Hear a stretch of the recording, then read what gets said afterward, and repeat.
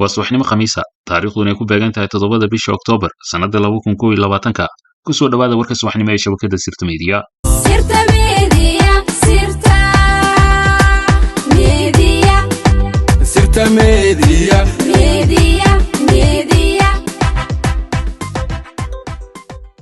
su'aal ayaa ka dhashay qaabkii uu ra'iisul wasaaraha Itoobiya Abiy Ahmed uu u sharfay madaxweynaha muddaxileedkiisu dhamaaday ee Soomaaliya Maxamed Cabdullaahi Farmaajo kaasoo ka qayb galay caleemasaarka Abiy Ahmed ee isniintii ka dhacay magaalada Addis Ababa.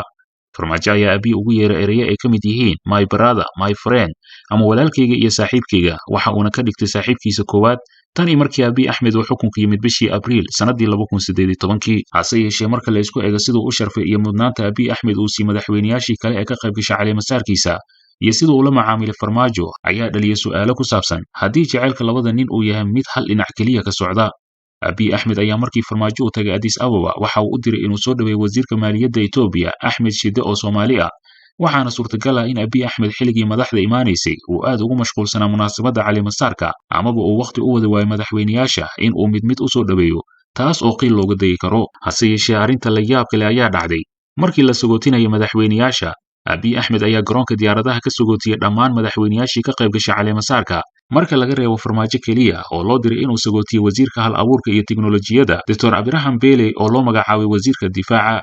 Madaxweynayaashii ka qayb galay munaasabadda ayaa kala ah madaxweynaha Djibouti Ismaaciil Cumar Geele, madaxweynaha Nigeria Maxamedu Buhari, madaxweynaha Uganda Yoweri Museveni, madaxweynaha Senegal Macky Sall, madaxweynaha South Sudan Salva Kiir iyo madaxweynaha Kenya Uhuru Kenyatta. Shabakada Sirta Media ayaa arintani ka ogaatay qoraalada iyo sawirada ee Facebook soo dhigtay wasaaradda arrimaha dibadda Itoobiya oo dhamaantooda muujinaya in Abiy Ahmed uu sagootiyay madaxweynayaashii kale marka laga reebo Farmaajo. Inkastoo haddii Abiy Ahmed uusan wada sagootinin qaar ka mid ah madaxda kale looga khilday lahaa in uu waqti u wada waayay, haddana xaqiiqda ayaa ah in Farmaajo uu yahay madaxweynaha kaliya ee uusan sagootinin Abiy Ahmed, waxayna dhaliyeen su'aalo ku saabsan heerka qadarinta uu hayo.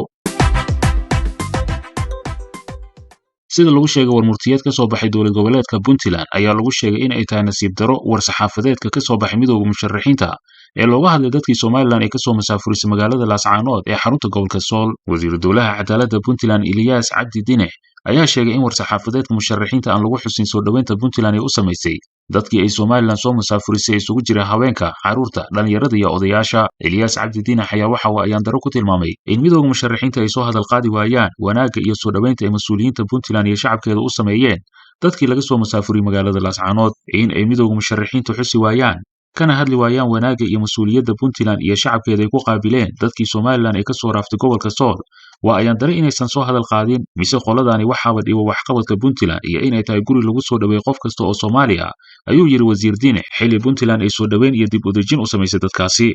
war saxaafadeedka ka soo baxay midowga musharaxiinta ayaa lagu sheegay inay aad ugu xun yihiin dadka laga soo masaafuriyay Somaliland, iyagoona falkaasi ku tilmaamay mid xadgudub ah oo lagula kacay dad Soomaaliyeed, waxaana warka musharaxiinta aan lagu soo hadal qaadin soo dhaweynta Puntland ee u samaysay dadka laga soo masaafuriyay magaalada Laascaanood. daawadayaal waxaa daawanaysaan warka Sirta Media qeybihiisii hore. markan haddii aynu eegno doorashada madaxtinimada Soomaaliya oo lagu waday inay dhacdo 10ka bishan aynu ku guda jirnay Oktoobar ayaa dib u dhac ku imaan doona, taasoo laga yaabo inay sii xoojiso kala qaybsanaanta siyaasadeed ee haatan dalka ka jirta. qof waliba waxa uu arkaa dib u dhaca ku imaan doona doorashada madaxweynaha Soomaaliya. afayeenka xukuumadda Soomaaliya Maxamed Ibraahim Macalimu ayaa sidaasi sheegay. afayeenka xukuumadda ayaa u sababeeyay dib u dhaca qabsoomidda doorashada madaxweynaha dhamaystir la'aanta doorashooyinka aqalka sare oo la rabay inay soo gabagaboobaan bishii Julaay ee la soo dhaafay. doorashada aqalka hoose oo aan weli la bilaabin ayaa qorshuhu ahaa in la qabto ugu dambeyn 10ka bisha Sebtembar ee la soo dhaafay.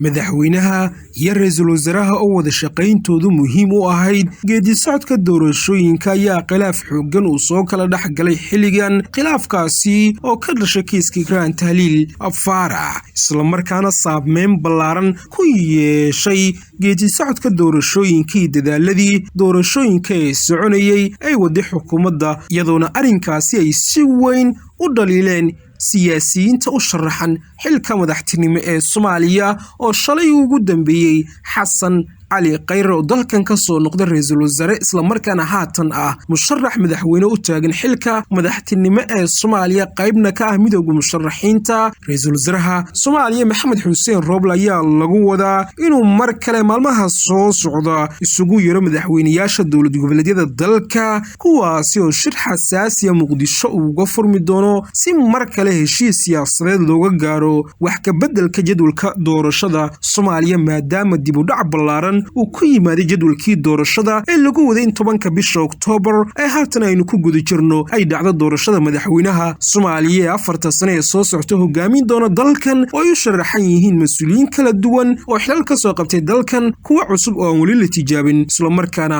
doonayay in doorashada waqtigeeda ku dhacdo balse aysan suurtagelin beesha caalamka ayaa dhankooda walaac xooggan ka muujiya doorashada Soomaaliya dib u dhac ku yimaaday iyagoona ka digay in arrintaasi ay horseedi karto qalalaasa siyaasadeed oo wax u dhimi kara xasiloonida iyo sidoo kale soo kabashada dalka daawadayaal waxaa daawanaysaan warka sirta media haddii aad daawada ku cusub tahay channelkan subscribe noo saar oo ka mid noqo saaxiibada inagu xiran ee page-keena iyo sidoo kale channelkan YouTube-ka ku leenahay la socda xogaha iyo warbixinada aan soo gelino markan haddii aynu eegno ciidanka xoogga dalka Soomaaliya ayaa saacadihii la soo dhaafay howlgallo culus oo lagu qaadayay isbaarooyinka waxay ka bilaabeen deegaanada dhaca inta u dhaxaysa magaalada Muqdisho iyo degmada Cadalle ee gobolka shabeellaha dhexe waxaana hadda kadib la joogtayn doona howlgalladaasi iyadoona loo xil saaray ciidanka xoogga dalka gaar ahaan Korneyl Sani Cabdulle maalmihii la soo dhaafay waxaa laga go'ay isticmaalka wadada xiriirisa magaalooyinka Muqdisho iyo Cadalle taasoo isbaarooyin xad dhaaf ah ay soo dhigteen maleeshiyad hubaysan inta badan waxaa wadadaasi aad u isticmaala gaadiidka qaada xamuulka ay isaga kala gooshay Muqdisho iyo gobolada dalka waxaana maleeshiyaadkaasi laga sii daayay ku dhawaad 30 gaari oo rakaab ah kuwaasi oo madax furasho ay u haysteen abaanduulaha qaybta 27 ee ciidanka xoogga dalka General Saalax Yacquub ayaa warbaahinta dowladda Soomaaliya u sheegay in qaar ka mid ah raggii isbaarooyinkaasi ay u yiileen ay gacanta ku dhigeen ciidamada xoogga dalka qaarna weli ay ku daba jiraan abaanduulaha ayaa sidoo kale sheegay in cagta ay mariyeen dhammaan wixii isbaaro yiilay inta u dhaxaysa Muqdisho iyo Cadalle sidoo kalena ay gudbiyeen gaadiid badan oo waayahan ku xayrnaa magaalada Muqdisho General Saalax Yacquub ayaa wuxuu intaasi ku daray in ciidanka guutada afraad qaybta 27 oo Sani Cabdulle uu hogaamiyo hadda kadib loo xil saaray ilaalinta marinkaasi muhiimka u ah gaadiidka xamuulka ah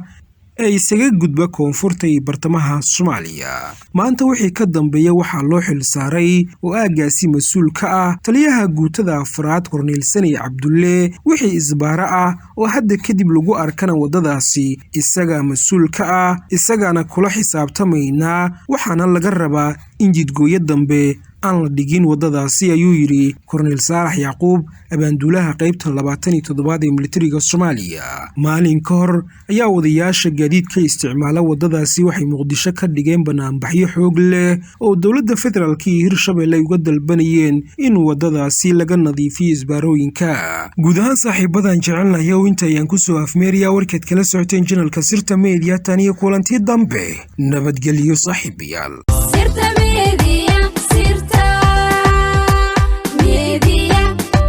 Sirta Media